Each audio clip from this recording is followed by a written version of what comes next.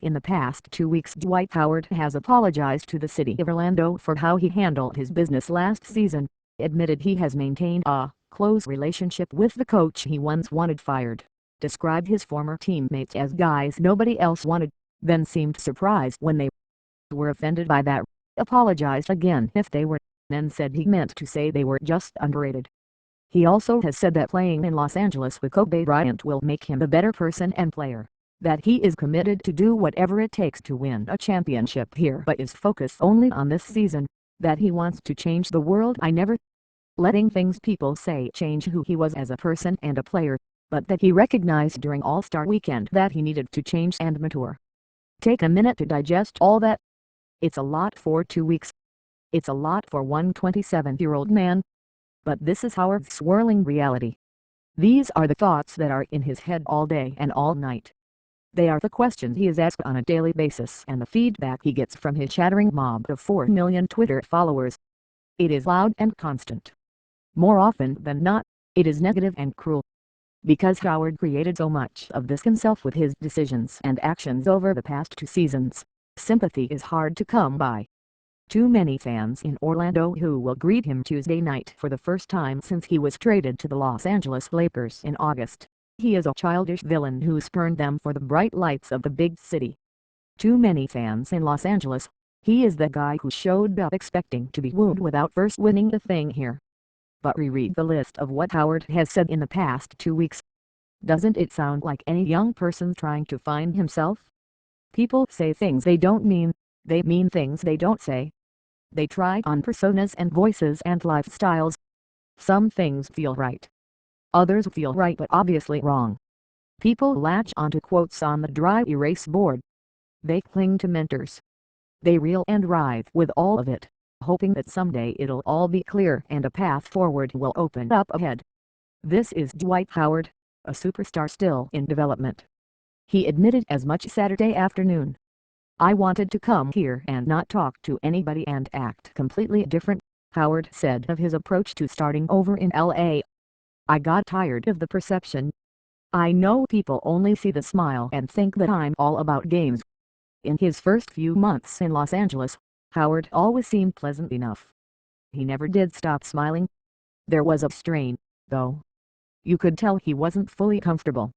He wanted to be liked, that was obvious. But you felt him talking to himself, reminding himself that in order to grow he had to stop caring about whether people liked him.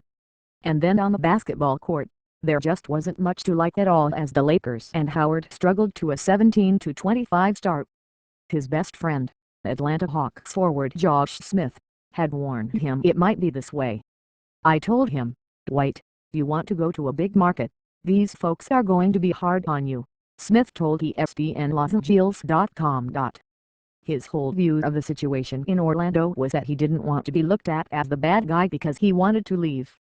"But I was like, Dwight, you're one of the most dominant big men in the game." Even LeBron got criticized for the decision he made. People burned his jersey. They called him all kind of names. That's going to happen to you. And you need to learn how to accept it. But the biggest thing you have to get ready for is the media. In a smaller market they cover you up a little bit. These folks are going to be putting everything out there. You need to be ready for it. But as much as Howard tried to steel himself, deep down he's not the guy who puts on armor.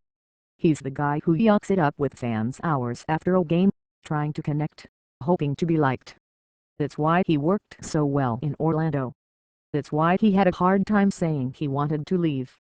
"Man, listen, you know my heart, my soul and everything I have is in Orlando," Howard told Real GM reporter Jared Rudolph last March, just hours before the trade deadline when he made the staggering decision to eliminate the early termination option on his contract. "I just can't leave it behind."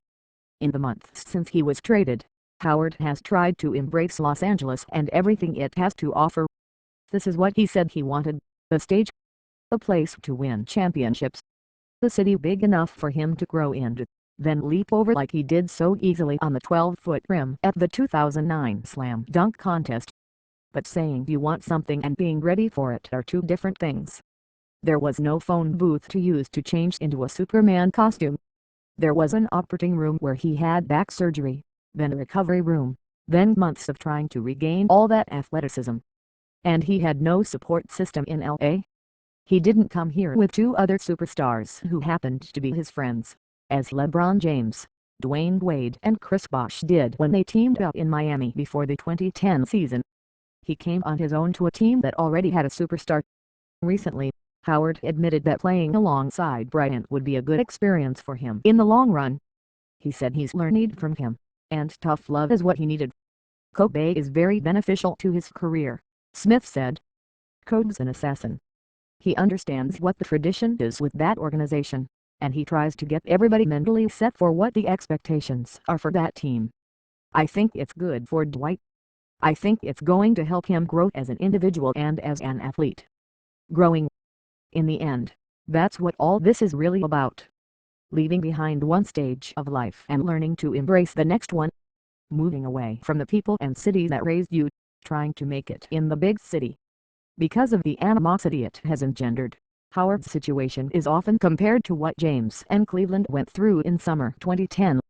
I don't think it's a secret that he told all of us that he was getting traded before the season started. He told us in the locker room, "Hey, I'm getting traded to New Jersey," former Magic guard J.J. Redick told me recently. That's when the backlash in Orlando started, Redick said. People take things personally. I'm sure the fans took that personally, as though life in Orlando is not good enough or whatever, he said.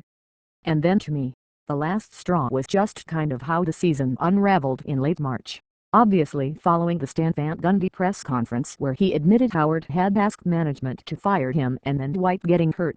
Then kind of the stuff that transpired after it. It's still going on, apparently, if I'm reading my Twitter timeline. But there are important differences between Howard's breakup with Orlando and James with Cleveland. James was from Cleveland and the people there believed that meant something to him. Or enough at least, that he wouldn't leave.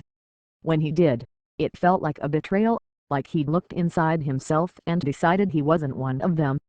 Howard simply came of age as a basketball player in Orlando. When he left, it felt like a disappointment. Like he'd looked inside himself and decided somewhere else was better. So yes, it will be uncomfortable for Howard on Tuesday night when he comes back to Orlando. It will be loud and ugly and emotional. I've thought about it. I think it's going to be crazy, Howard said. I don't know how I'm going to handle it. But it won't be as bad as when Clevelanders burned James' jerseys after he announced he was leaving for South Beach. That was about Cleveland as much as it was about James. This is just about Howard. He left because he was looking for something, a place that would push him, the city that would love him, a stage worthy of his gifts. Or maybe just to find out who he really is and what he really wants. After all,